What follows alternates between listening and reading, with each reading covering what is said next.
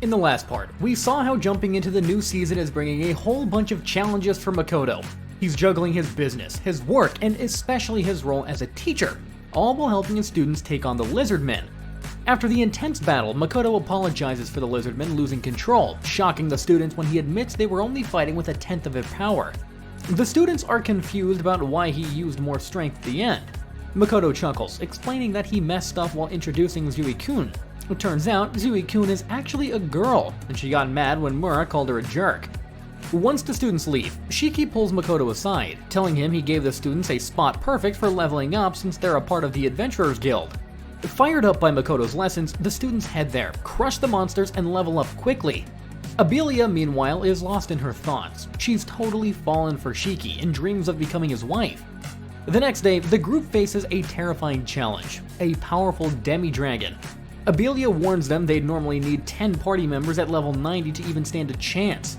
Jin quickly tells Illuminman to use wind magic to boost their speed, but the dragon roars, freezing everyone in place.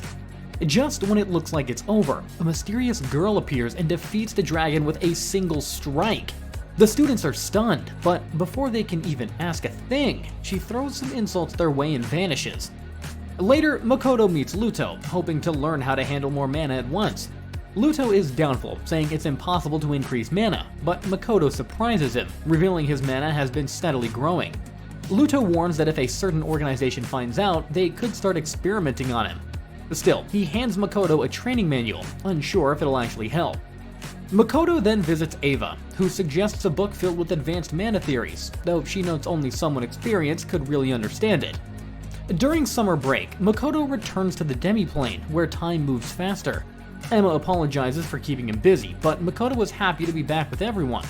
She informs him that she's got a new challenge, battling the Wing King, a species known for never losing a fight against others. The battle kicks off, and the Wing Kings soar out from the forest. Makoto, taking it easy, fires off a few quick shots and hits them all effortlessly. It's almost too easy, and he's a little disappointed. Then, the second wave of Wing King hides above the clouds to block his view, but with his investigative sight, he spots them and shoots them down as well. He quickly realizes their fight advantage is probably why other species have struggled against them. Suddenly, their leader, Cocoon, arrives riding on his lieutenant. Makoto recalls that Wing King can transform, so he tests their skills with another blast. This time, they counter with a protective barrier, which finally impresses him. They dive at him using wind enhancements, but Makoto grabs the bird midair and slams her down. Cocoon attacks next, but Makoto deflects it and fires a warning shot, forcing Cocoon to surrender. Makoto gives them some advice before leaving. They'd better switch up their attack patterns or they'll lose against other species in the future. Cocoon approaches Makoto, asking if the Wingkin can join the demi-plane ranking and help with constructing projects. Makoto agrees to let them participate in the rankings, but turns down their offer to help build, explaining their combat skills aren't really suited for construction work. That night, Makoto checks out Luto's training methods, but they seem ridiculously tough. Determined, he heads to an open field and follows the instructions, releasing a massive burst of mana while casting his magic. Suddenly, he feels something strange, and when he snaps back to reality, it's already morning. Tomo and Mio find him, wake him up, and they all head home, where Mio serves him breakfast. Tomo tries to snag a bite from his plate, but Mio shuts that down fast. A few days later, Makoto makes a breakthrough. He can now use mana outside his body. Inspired, he tries an incantation from the book Ava recommended, hoping to give his mana a physical form. With his concealing ability, he casts the spell and his mana solidifies, covering his entire body. Curious about his strength, he tackles a tree and completely obliterates it. The next day, Tomo announces that everyone wants to show off their progress. She even pulled a giant boulder from the mountains, and Shiki enchanted it to measure their power levels. First up are Emma and Agares, representing the Highland Orcs. Emma powers up R with magic, and he slams the boulder with his hammer, scoring 78 points. Next, the Mist Lizards show off their aerial precision, firing shots into the sky before hitting the boulder for 68 points. The Elder Dwarves take their turn, landing a solid 70 points. The Alkae follow with 65 points. The Gorgons get no points. Their eye magic doesn't work on the boulder. The Wing King, though, goes last, attacking from above. Their aim is perfect, but their strikes are too weak, earning just 20 points. Then Aqua and her sister's Eris from the Forest Ogres up the stakes. They trap the boulder in an icy barrier, daring anyone to break it. No one succeeds. Tomo is impressed, but Makoto spots a flaw. He tunnels underneath the boulder, breaking the barrier from below and scoring 50 points. Mio steps up, creating a hero suit inspired by Makoto's memories, but it scores a disappointing 0 points.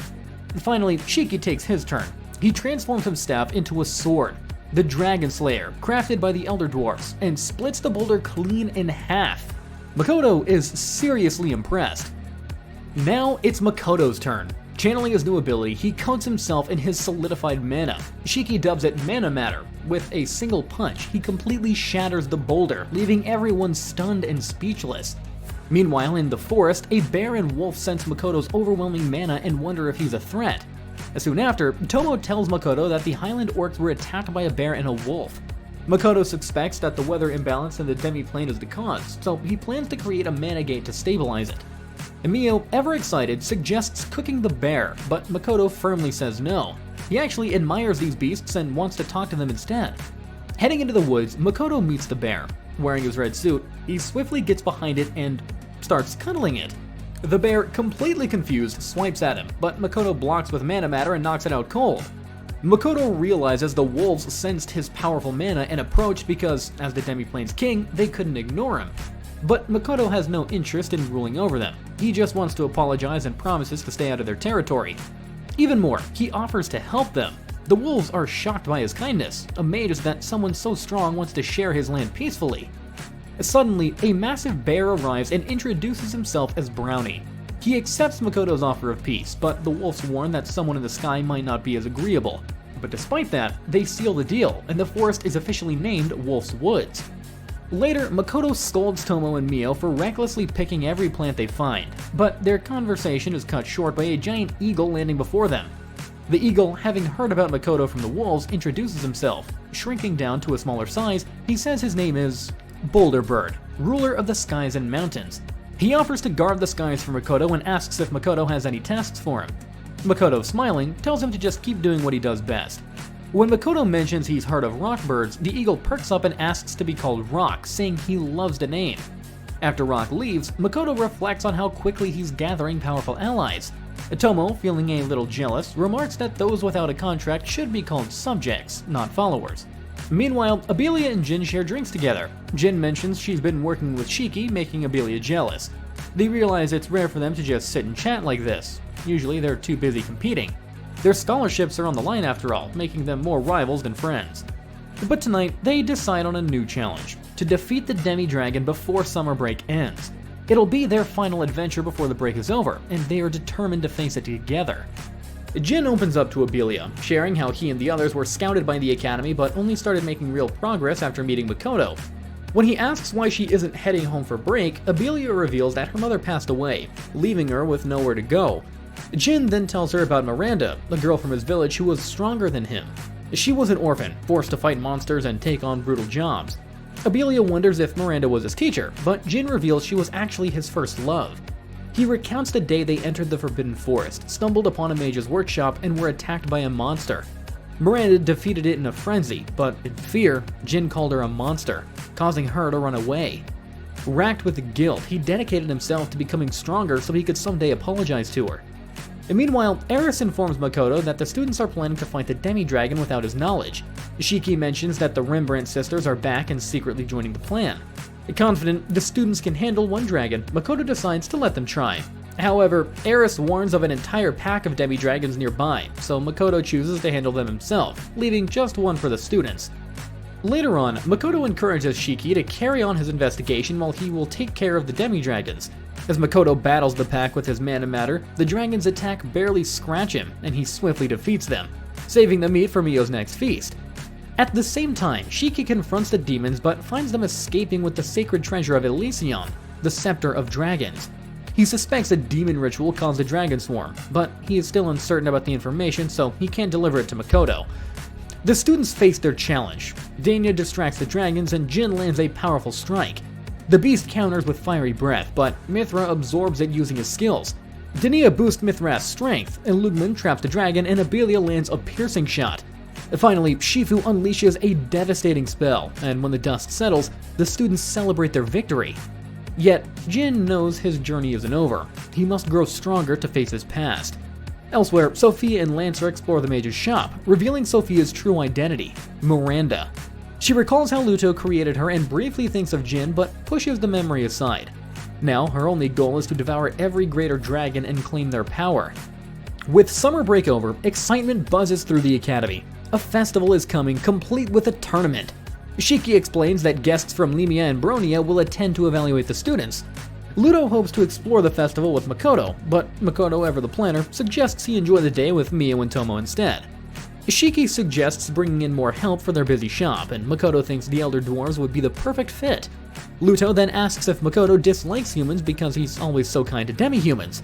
Annoyed by the question, Makoto tells him to get lost. He also notes that Luto, using the alias False, will be mingling with important figures at the festival. Meanwhile, Shiki grows curious about the experiments Luto has been conducting.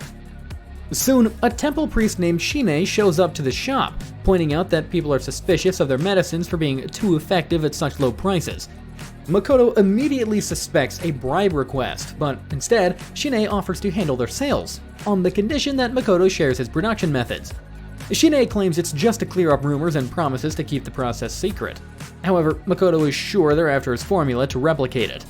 Makoto recalls the temple's dark history, including their involvement in humanoid experiments and the previous bishop's death at Rona's hands. Despite his doubts, he agrees to share his methods, seeing potential advantages in forming a connection with the temple. The next day, Makoto and Shiki visit the temple, where the bishop warmly welcomes them and offers to help with Makoto's speech issues. During their talk, Shine probes into Makoto's success, wondering if someone powerful is supporting him. Makoto credits only the Rembrandt Company for their help. Shine brings up the temple's poor relationship with the Rembrandt family, as Patrick Rembrandt stopped worshipping the goddess after his family's suffering. After they leave, the bishop reveals their attempts to read Makoto's mind and mana were completely blocked. She also admits that, even with his honest explanation, their chances of copying his methods are only 50%, and producing anything similar would cost 100 times more. Back at the shop, Jin finds out that Eris has defeated a lizard man before and pesters her for her technique. Eris starts showing off, but Makoto and Shiki overhear and quickly shut down her arrogance with a warning about Demiplane boot camp, causing her to backtrack and apologize. Makoto always warns Jin that there's no room for cheating if he wants to learn properly. While strolling through town, Makoto senses he's being followed but plays it cool. He leads his stalkers into an alley, where assassins from the Assassin's Guild attack him. Without breaking a sweat, Makoto takes them down with his bread. Among them is a familiar face, one of the assassins from his academy entrance test. The man wields a repaired blade from the Lancer scales, but it's useless against Makoto, who ends the fight with a single punch. Frustrated, Makoto returns to the demiplane to blow off steam with some archery practice. Tomo greets him with news about the climate problem in the demiplane. She's found a solution, setting up a gate that would create Japan-like weather.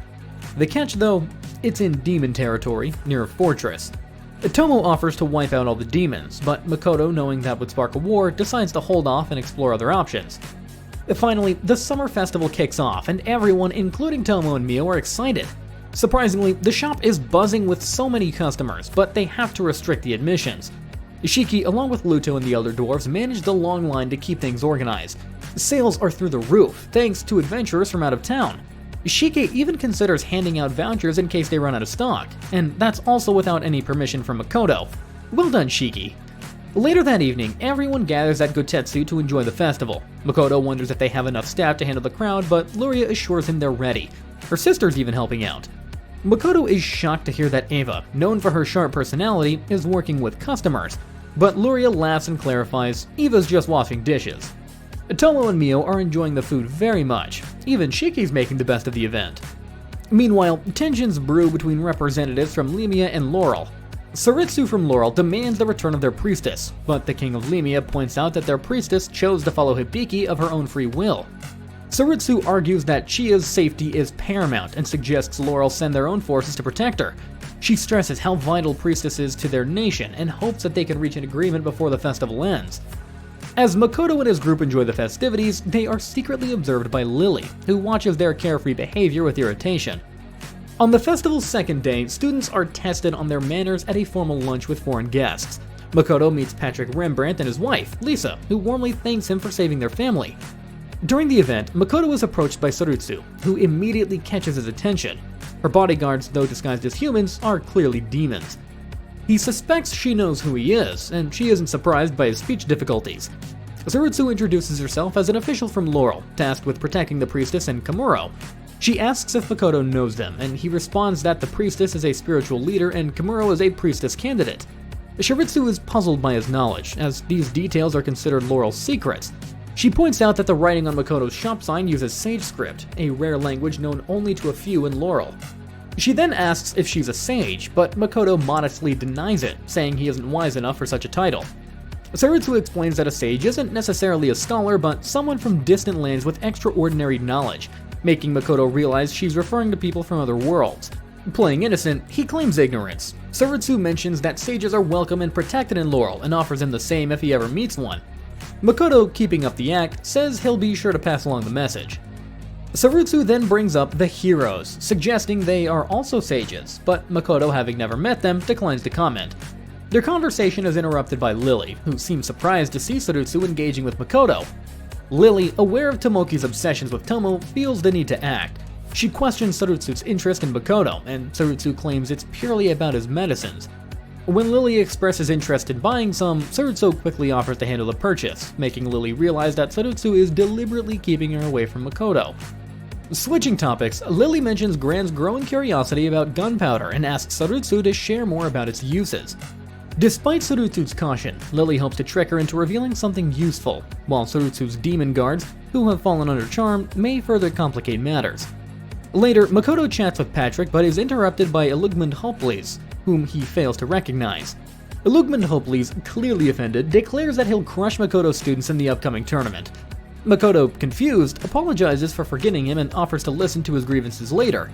Shiki steps in to remind Makoto who Illumined is and promises to investigate the matter tomorrow. For now, he has to help the students with their tournament draw. Meanwhile, Tomo and the others decide who will walk beside Makoto by drawing straws. Luto wins, sparking jealousy from Mio and Tomo. As they walk, Makoto wonders if the Sage script is similar to kanji, and if speaking Japanese would be understood. Luto explains that only the heroes would understand such a language. Makoto and his crew arrive at the academy, but things get a little awkward when Luto notices Lily watching them. He suddenly claims he has something important to do and bails. Yeah, no one's buying that excuse. While there, they run into Makoto's students and the Rembrandt sisters, who mention that their dad calls Tomo and Mio the true pillars behind Makoto's strength. Mio's pretty happy not to be lumped in with Shiki, which shocks the students. Makoto then casually drops that Tomo and Mio are way stronger than Shiki, leaving everyone wide-eyed. Makoto starts wondering where he is, but Shiki says he hasn't shown up yet. It turns out Illumined is a noble from Limia and the second son of the Hopel family. Shiki warns that Illumined will definitely come after the students during the tournament. Makoto, though, tells them straight up they're on their own, even if Illumined targets them because of him. He won't step in to help. But his students were totally confident. They're ready to prove themselves. Liking their spirit, Makoto decides to crank up the difficulty by placing restrictions on their matches. Shiki explains that Makoto's doing this to sharpen their skills. If they can handle these handicaps and still win, he'll level up their training big time. Meanwhile, Lily corners Luto and tries to figure out if the Adventurers Guild is backing Makoto. Luto's like, nope, they don't support anyone. She also brings up Tomoki's obsession with Tomo. He tried to claim her and got absolutely wrecked. Now she wonders if she could beat Tomo. Luto shuts that down fast. No chance. Plus, messing with Makoto's group would be like declaring war on the demons. Lily gets curious. Why did Luto help her before? He's cryptic, saying she'll figure it out eventually. His real advice was to focus on building the ideal world for her hero, Tomoki.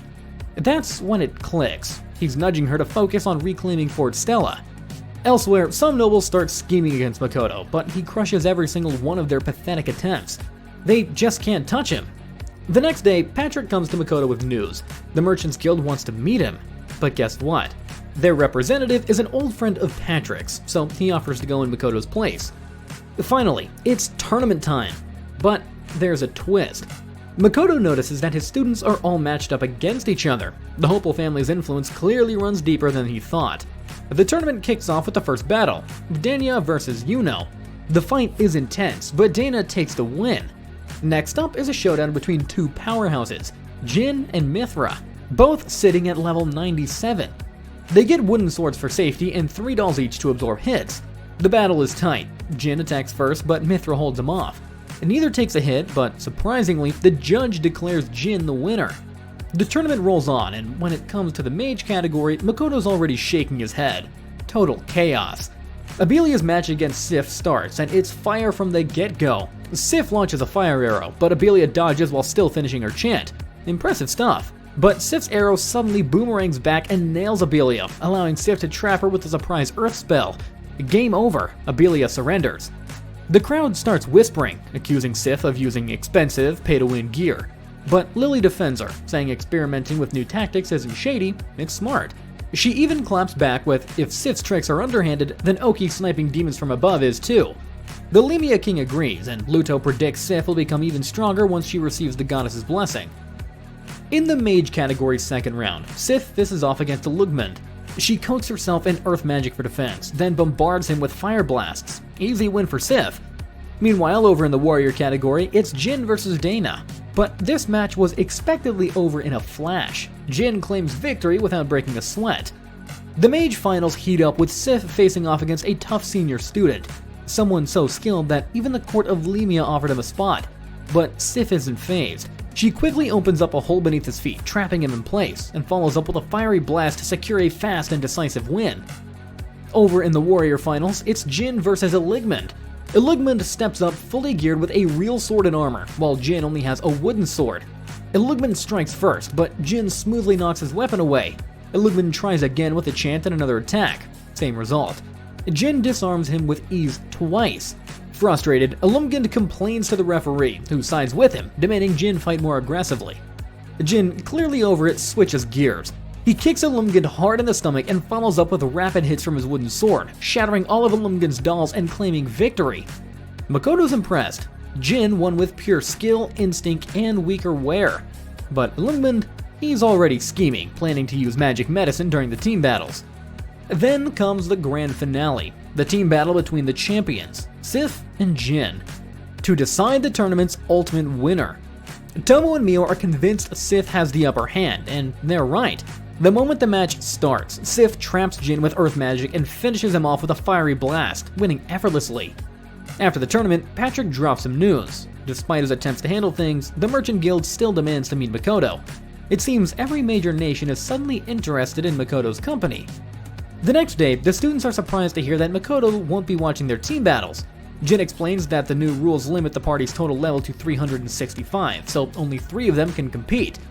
But even with this handicap, they crush their opponents, which has Lily uneasy. If other nations gain control of Makoto, things could get messy. Meanwhile, Makoto finally meets Zala, the head of the Rosgard merchant branch, and he's not happy. Zala's annoyed that Makoto delayed their meeting, but Makoto claps back, reminding him that he had to wait a whole month for an appointment.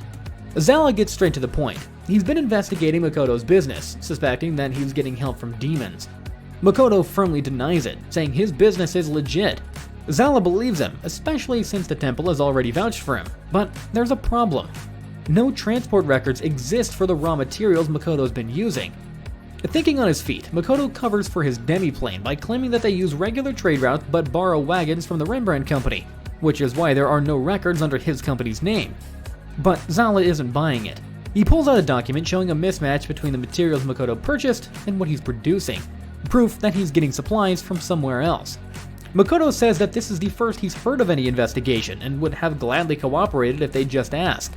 Zala, however, coldly states that the guild will decide if he's innocent or not. Then Zala drops the real power move. He accuses Makoto of being naive for expecting fair treatment. He demands Makoto reveal his distribution methods, clearly fishing for a business advantage. Makoto starts to suspect this is less about rules and more about extortion. When Makoto offers to pay a settlement, Zala only gets more suspicious, taking it as proof that Makoto is hiding something. He's clearly disappointed, having expected more from someone linked to Patrick. Then comes his outrageous demand: 90% of Makoto's monthly profits. He justifies it by claiming that the companies accusing Makoto make far more and won't settle for anything less. Makoto tries to reason with Zala for a fair deal, but Zala has other ideas. He mocks Makoto for employing demi-humans and suggests he should sell exclusively to them instead, outside the cities where no one can complain. And if Makoto dares use force to fight back, Zala warns they'll be labeled as demon sympathizers. In a final blow, Zala flat out tells Makoto to close his shop and return to Sige. He even claims this is him being kind, because he wants Patrick to owe him a favor. Makoto decides to explain his distribution method to Zala. Well, part of it. He mentions using Tomo's teleportation spell but keeps the existence of the demiplane a secret. When he returns and tells his team about the meeting, Mio is furious, ready to tear those greedy merchants apart. But Tomo manages to calm her down. Mio feels Makoto should skip dealing with those corrupt merchants and just help people with his medicine. Tomo, however, sees this as part of doing business. Surprisingly, Shiki and Tomo even float the idea of siding with the demons if it benefits their goals. Mio, not fully getting the politics but trusting Makoto, agrees they shouldn't give in to extortion. That's when Makoto reveals his real plan. He already intends to build relations with the demons. His goals are to secure that prime piece of land Tomo showed him, but he still wants to keep doing business with humans. He also shares something personal. His parents' homeland is Konoha, the same place Luria and Eva are from. Shiki suggests they could reclaim Konoha with Luria and Eva's help, and everyone agrees to support the idea. Makoto feels that with both heroes fighting for the humans, he can balance things out by connecting with the demons. Meanwhile, Illumgand reflects on his past with his childhood friends, Hibiki and Luria. He once wanted to fight alongside Hibiki, but she told him to graduate first so they could battle together. As for Luria, she seems to have forgotten their childhood promise. When Illumgand runs into Luria, his so-called friends mock her for abandoning Konoha. Illumgand, wanting to fit in, joins in with their insults. But Luria stands her ground, saying they have no right to judge her without knowing the horrors she's faced. Tension rises, and one of Isamu's friends shoves Luria, just as Makoto and Shiki arrive on the scene. Illumgand's eyes burn with resentment toward Makoto for interfering. It turns out that Renoa, one of the demon generals, secretly supplied Isamu with magic medicine and an amulet to power him up, hoping he'd be strong enough to take down Makoto. In the tournament match, Illumgand's teammates fall to Yuno and Illumgand, leaving Jin to face Illumgand alone. Jin immediately notices something's off. Isamu is moving erratically, like he's lost control. Jin tries to stop the match, but the referee refuses since Isamu's protective dolls are still intact. Sensing danger, Yuno and Illumgand join Jin in a combined assault, shattering Illumgand's armor. But strangely, his dolls remain untouched. Watching closely, Shiki realizes the amulet is absorbing magic rather than resisting it. Suddenly, a dark aura bursts from Illumgand, and his body begins to change. He's mutating into something inhuman. Shiki immediately suspects Rona's involvement, which leaves Makoto stunned. He had trusted Rona to withdraw her forces from Rostgard, but she never promised not to act inside the city. It's a cold reminder that trust with demons is tricky. Despite the chaos, Makoto stays sharp. He asks Luria and Eva if they'd still want to rebuild Konoha with him. The answer is a firm yes. Makoto tells them to lay low until he finds a safe path forward. As for Illumgand, Shiki believes there might be a cure, but it's a long shot, nearly impossible. Tomo feels like she's in the final scene of one of her dreams, ready for a showdown where the heroes fight, save the day, and win everyone's gratitude. But Shiki has a different idea. He suggests using chaos to deal with some of the hostile trading companies. He's sure the demons won't be happy if they solve the crisis. Meanwhile, Makoto is furious at Rona for betraying him. He tells everyone they can handle things however they like, just don't get involved with demons. Over on Rona's side, Io warns her that she's acting more and more like Sophia. Rona isn't thrilled with the comparison, but she reminds him she hasn't broken her promise. She's curious about the rings designed to suppress the goddess's power, and Io confirms they're ready for action. Makoto quickly sends Eva and Luria to his shop, where his employees will keep them safe.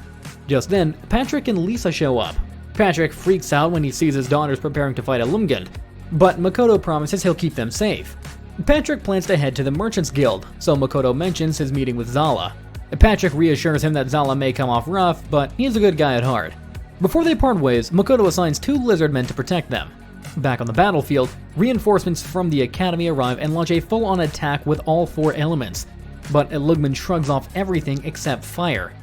Desperate, they call for the goddess's blessings to boost their magic, but Tomo sees right through it. Without more firepower, it's useless. Worse, their attacks only make Illumgand stronger, and he crushes them easily. Shiki reports that monsters are popping up all over the city, about 50 in total. Plus, teleportation circles are down, and telepathic communication is jammed. Illumgand faces the defeated fighters. Seeing the Academy's strongest fall so easily shakes the students' confidence. Mia watches, unimpressed, thinking Shiki should have trained them better. Makoto steps in, instructing Mio and Shiki to guide the students and jump in if anyone's about to get killed. He's got his own plan, to save the guests and earn their gratitude. When he and Tomo reach the panicked crowd, they quickly calm everyone down. The Academy's headmaster confronts them, asking who they are. Makoto casually says he's a part-time teacher here that helped them escape. The headmaster is skeptical, especially when Tomo offers to teleport everyone somewhere safe. He doubts she can pull it off without knowing the location. Ludo steps in, volunteering as a test run. Makoto catches on. Ludo is pretending not to know Tomo, giving her a chance to show off her ability. She teleports him without a hitch, leaving everyone stunned. With their doubts gone, the guests eagerly line up, ready to trust Tomo to get them to safety. The king of Lemia decides to stay behind, choosing to oversee the situation himself. He tells his followers to go on without him. Ilumgan's father also stays, unwilling to leave his son behind. Before heading off with the others, Tomo hands her sword to Makoto, trusting him to handle things. The king then turns to Makoto, asking for a favor. Teleport him straight to Ilumgan. As a noble of Lemia, he has to face Ilumgan directly. If he doesn't at least try to stop him, the people will lose faith in him. He's holding on to the hope that his words might reach Ilumgan's heart and snap him out of his madness. Makoto teleports them both, and the king tries to talk Ilumgan down, but it's no use. Ilumgan is lost to the chaos, rampaging without reason. His father wonders if there's any cure to bring him back, but Makoto admits he's never seen a mutation like this before. Suddenly, Jin and Mithra launch an attack and manage to slice off one of Ilumgan's arms, but everyone's shock turns to horror when the arm regenerates instantly. As if that wasn't enough, another monster bursts out from the city, charging at the king's guards. The guards fight back but are quickly overwhelmed. Makoto tells Shiki to heal the injured guards, but before he can act, the king's son charges straight at the monster. Without hesitation, Makoto suppresses his mana and delivers a raw mana-powered punch, blasting the beast away. He catches the falling son, only to realize, wait, it's not a son, but a girl. With no time to waste, he finishes the monster with a single clean non-elemental magic shot. Meanwhile, the students keep hammering at Ilumgan, but Mio warns them, if they're not going all out, it's pointless. Ilumgan will just regenerate unless they hit him with everything they've got. Suddenly, Ilumgan starts building up a deadly roar, just like the demi-dragon's devastating blast. Abelia rushes in, trying to shield everyone, but she's too late. Thinking fast, Abelia calls to Sif, "Light my arrow with your fire spell."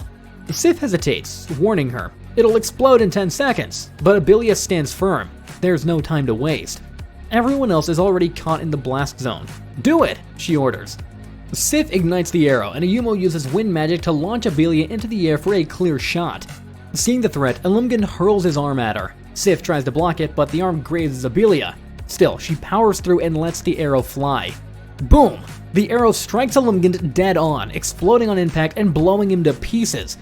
Ludo chats with Tomo, sharing his thoughts on how Makoto has started getting involved in the world's conflicts. He wonders if Makoto should have stepped in sooner. Tomo, however, says that Makoto follows his own values and moves at his own pace. Ludo then questions if Makoto is starting to change, but Tomo thinks he hasn't fully decided what role he wants to play in this world yet. She also notes that Makoto's powers have reached an incredible level, so much so that even Luto, a mighty greater dragon, could barely leave a scratch on him. That thought gives Ludo chills, as he realizes Makoto might one day be powerful enough to defeat the goddess herself. Meanwhile, Makoto watches in surprise as Abelia takes down Ilumgan. He apologizes to the king for the chaos, but the king seems more impressed than upset. In fact, he's so impressed by the students' strength that he's thinking of hiring them as mercenaries. The king's daughter also expresses her desire to speak with Makoto once things settle down. The king believes that, with Makoto's power, he should be the one to wipe out the remaining monsters. But Makoto insists that the academy has the situation under control and that their focus is on protecting the citizens. This response makes the king think that Makoto resembles the legendary hero who once descended into this world. The king then instructs his daughter to deploy their troops into Rosgard and alert the kingdom about the crisis. Meanwhile, Jin opens up about his feelings. Even though he was furious at Ilumgan, he couldn't bring himself to kill him. Makoto reassures him, explaining that it's natural to hesitate when facing another human. Jin admits he feels foolish for wanting to save Ilumgan, but Makoto tells him that having a heart like that is one of the greatest strengths. Makoto informs the group that monsters are now wreaking havoc across Rosgard and nearby towns. Dana suggests they jump into the fight, but Makoto has a different plan. He wants the students to focus on evacuations. He reminds them that they're not soldiers, they're students, and their safety comes first. To ensure their protection, he instructs Mio and Shiki to escort them to a secure location and guard them overnight while he heads into the city to assess the situation. When Makoto reaches his shop, his heart sinks. It's completely destroyed. He drops to his knees, overwhelmed by the loss. But then, relief washes over him as he remembers that all his inventory had already been safely moved to the demiplane. Suddenly, he hears terrified screams nearby. Racing toward the noise, he finds a monstrous octopus attacking a brothel. Without hesitation, he shouts for everyone inside to evacuate and blasts the creature with a powerful fireball, destroying it instantly. A young woman named Estelle approaches him, grateful for the rescue. She excitedly mentions that her friends adore his energy drinks and are huge fans. When she asks if he knows a safe place for them to hide, Makoto advises them to head towards the slums where they should find shelter. Meanwhile, Mio and Shiki are guiding the students to safety, but Mio suddenly stops and tells Shiki to go on without her.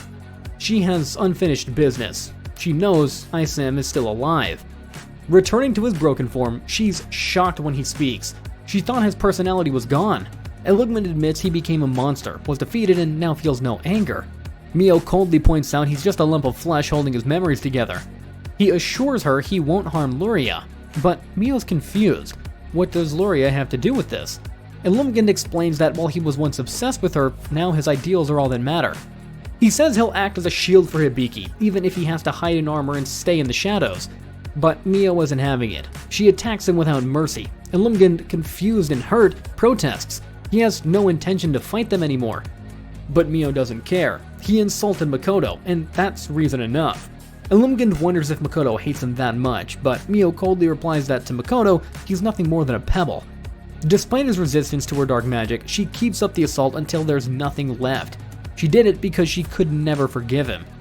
Meanwhile, Makoto gets grim news. 80 mutants are terrorizing the city. Teleportation circles are down, and the roads are in chaos with evacuating citizens under attack. Shiki discovers a magic device jamming communications, but it only blocks human telepathy. Tomo explains it's because their telepathy uses demon-style magic, which isn't affected. She also suspects that other nations will soon send reinforcements, and they should move fast if they want the credit.